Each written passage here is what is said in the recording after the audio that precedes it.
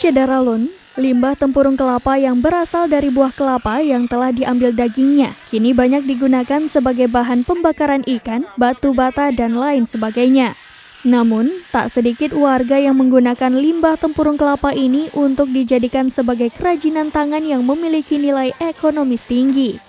Mereka yang memiliki keterampilan memanfaatkan tempurung kelapa untuk dijadikan benda yang unik, menarik, dan juga fungsional.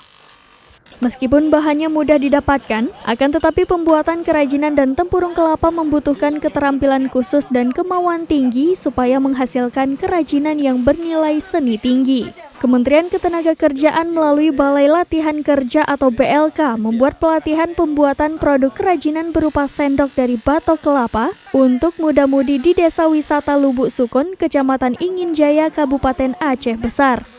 Pelatihan pembuatan produk kerajinan dari batok kelapa ini berlangsung selama 5 hari dari Selasa 20 September 2022 hingga Sabtu 25 September 2022. Pelatihan dihadirkan pelatih dari perajinnya langsung diselenggarakan untuk meningkatkan keterampilan dan kemandirian, khususnya bagi warga milenial sekaligus mengurangi penggunaan produk berbahan plastik.